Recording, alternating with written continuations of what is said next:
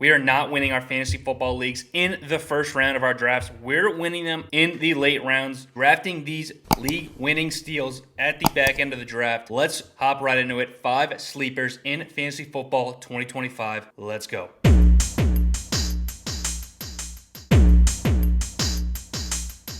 You may have forgotten about Justin Fields because he lost his starting gig to Russell Wilson in Pittsburgh, but he's back in New York. He's guaranteed this starting job. He signs a 2-year, $20 million contract. The Jets have given him the keys to the franchise in the short term, and with no other realistic competition on this roster, I think Fields is going way too late in drafts given the rushing upside he provides us on a game-to-game basis. Let's look at Fields' number as a starter the past 3 seasons. His last 2 years with the Chicago Bears, he was averaging 19 fantasy points per game. And in a short stint with the Steelers as their starting quarterback, in 6 games as a starter, he's averaging 19 and a half. So a consistent guy at the quarterback position. The floor with Fields is very high given that rushing upside we've alluded to. He's top 10 in almost every category from a rushing perspective at the quarterback position. He's up there with the likes of Josh Allen, Lamar Jackson, Jaden Daniels. He gets it done on the ground. Last year with the Steelers in that starting role, he was averaging 9 carries a game to go along with 5 total touchdowns in 6 games just on the ground. Now, obviously Justin Fields isn't the best passing quarterback in the National Football League. That's why he's bouncing from team to team. But we don't need him to be Patrick Mahomes or Joe Burrow from the pocket. We just need him to deliver that high floor on a week-to-week basis, which he's shown the ability to do. And if we can get some elevated passing work from Fields, this Jets offense does have some new weapons on the field. We obviously know about Garrett Wilson, his college wide receiver. We saw the connection they had at Ohio State. Wilson and Fields had a tremendous senior year. Not only that, Wilson, they have Breece Hall out of the backfield, good pass-catching running back. And also they go out and draft Mason Taylor from LSU, the all-time school leading receiver at the tight end position. For a historic program like LSU, that is no small feat. So Mason Taylor provides an added element to this offense. It's been lacking. Just 2 short seasons ago, Justin Fields is going in the 4th round. Now that he's bounced from Chicago to Pittsburgh and now to New York, where there's no competition, you're finding him outside of pick 100. A guy that has shown the ability to score right around 20 fantasy points per game. He's going well too late in drafts. If you can't hit on the top quarterbacks in your drafts, you grab Justin Fields late and pair him with a young, high upside quarterback. I don't see a situation where you don't love your team if you're hitting on your top end running back and wide receivers in your draft. Now, you might think this Jets offense is going to be abysmal because it's been like that forever, it seems now. But let's not forget, this Jets team has invested in this offensive line. 2 bookend tackles in the last couple of drafts. They draft Armand Membu in the first round of this year's draft. They've gotten Olu Fashanu in the previous draft, so they have 2 bookend tackles. This offensive line should be solid. Even if Fields is abysmal from the pocket, that rushing game upside is going to carry him to be a top 10 quarterback at his floor. On a week-to-week basis, he can crack into the top 5 any given week, given that rushing upside. I love getting Fields late in drafts. Our highest price sleeper on this list is going to be Josh Downs. Don't cry about him not being a sleeper. He's going around pick 100 in drafts. Whether you like it or not, I'm putting him on the list. He is being slept on this year.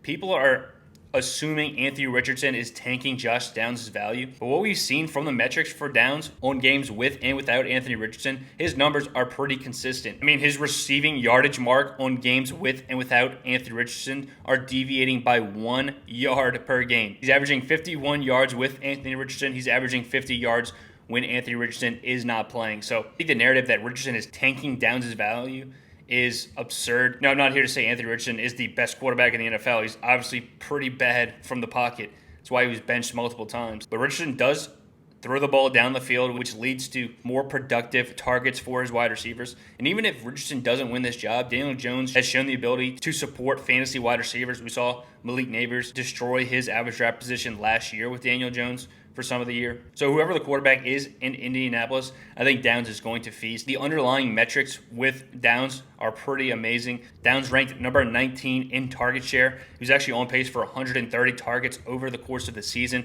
if he had played a full year. He was banged up a little bit in the beginning, but on pace for 130 targets is pretty impressive.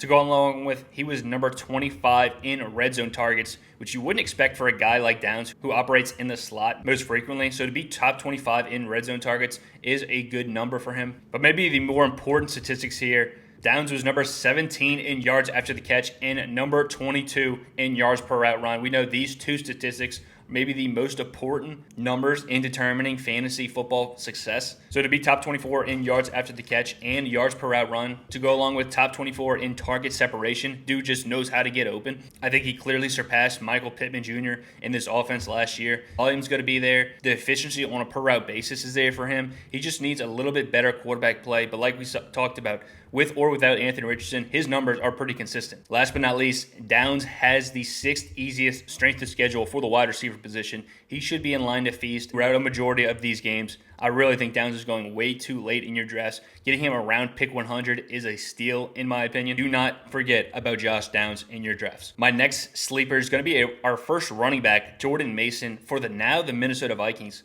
Vikings go out and trade for Mason, obviously a guy they coveted in free agency. Now, people might think Mason was just a backup for Christian McCaffrey. That's how he's getting all his numbers. He's just going to be a backup for Aaron Jones now in Minnesota. But I don't really see it that way. I think a guy like Aaron Jones, who's 30 years old now, he'll be 31 by the end of the season. This is a guy they need to split work with. And for the Vikings to go out and trade assets to acquire Jordan Mason, I think he's going to have a role in this team. Let's not forget, Jordan Mason was averaging 95 yards per game through his first 7 healthy weeks of the season. That is an astonishing number to get nearly 100 yards per game from this guy. But when you look at his per touch numbers, it's really not that surprising. He ended up finishing top 10 in true yards per carry, yards per touch, and juke rate. So he's got a little bit of shiftiness in his game, which we like. But not only that, he was number 4 running back in the National Football League in explosive rate. So the guy has shown he can bust a big one on any given play. For the Minnesota Vikings, who have the 5th best ranked offensive line heading into this season for a top 10 offense, I think this team is going to lean on the run game with rookie quarterback J.J. McCarthy stepping into a starting role here. I think if you just want to discount Jordan Mason as a handcuff to Aaron Jones, there's no reason to draft him. But I see this more as a David Montgomery, Jahmyr Gibbs split for this team this year. Obviously, Aaron Jones is nowhere near the talent of Jahmyr Gibbs. And you could say Jordan Mason might not be as good as David Montgomery, but I think you're going to see that kind of split, especially a bigger back in Jordan Mason near the goal line for an offense that could rival Detroit Lions as the best offense in that NFC North. Obviously a stacked division, but Jordan Mason's able to carve out that David Montgomery role for this Minnesota offense. I think he is one of the best values in drafts right now. To go after pick 100, to get that baked-in handcuff appeal, if Aaron Jones, a near 31-year-old running back, goes down missing time, we've obviously seen him deal with injuries each of the past couple of seasons. So it wouldn't be that surprising if Aaron Jones misses some time, and you better bet that Jordan Mason will be ranked as a top 10 running back in those weeks. So not just a handcuff for me. I see this guy getting the red zone work and eating up some short yardage stuff throughout the year for Vikings. I think it's one of the best values in drafts currently. Next guy I went back and forth putting on this list, Keon Coleman, the second-year wideout for the Buffalo Bills. Let's not forget, Keon Coleman was the first pick of the second round just one season ago. So the talent is there for Coleman. Now, we didn't see it play out that way in his rookie season, but I'm going to attribute a lot of that inefficiency to the wrist injury he suffered in the middle of the season. Now, recently, Bills general manager has come out and said that Keon Coleman was not the same player after suffering that injury. He sat out a couple of weeks, but ended up getting back in the lineup. But it just never looked the same for Keon Coleman. Now, before this wrist injury, he had a stretch where he was averaging 65 receiving yards per game and a Bills offense that did not throw the ball at all last year. I mean, they were so run heavy, and you can't really blame him the way that James Cook was running last year. But Coleman was getting his snap share up to near 80 to 90% before this wrist injury, and he never really got back. They obviously go out and trade for Amari Cooper mid-year. He steps into a decent role. The Bills this offseason did not seem the need to re-sign Amari Cooper, so this role is reopening for Keon Coleman. That tells me they have some faith that he can get back to himself prior to that wrist injury. As it currently stands, Keon Coleman is just a deep threat for this Bills team. He's actually averaging 19 yards per reception last year. Elite numbers at the wide receiver position. Not surprising to go along with that, he was top 10 in average depth of target. So he was a deep threat for this team, but not only that, he was also a very big part of the red zone attack for Buffalo. He was top 25 in red zone targets, even though he missed a lot of the season with injury. Wasn't able to get back to full strength at any point thereafter. They do bring in Josh Palmer. He was a deep threat for Los Angeles last year, so maybe Palmer sits on the outside, stretches the field, and Keon Coleman can diversify that route tree, get him more involved between the 20s. There is a path for Keon Coleman to be a top 24 wide receiver this year and to be the wide receiver 1 in Buffalo. Now, Khalil Shakir is going to dominate in the slot and get most of the targets, but these high productive catches Coleman's going to need, especially in the red zone where we know he's a big body wide receiver. He can play down there. I think there's a path for him to be the wide receiver 1 in Buffalo, and to get him past pick 100, who is just one pick outside of the first round 1 year ago. I think there's tremendous upside for Keon Coleman in year 2 with Josh Allen. Last guy on this list is going to be Kyle Williams, rookie wide receiver for the New England Patriots. This is another guy I think he has a path to be the wide receiver 1 for this Patriots team. We know they do sign Stephon Diggs in the offseason, but Diggs has already shown his numbers declining. Now he's coming off an ACL tear. He might not be ready till week 4 of the season. For an aging veteran wide receiver who's not going to get any reps in the offseason and not able to play till a quarter of the season's over, I just don't have any faith that Diggs is going to be a massive part of this offense.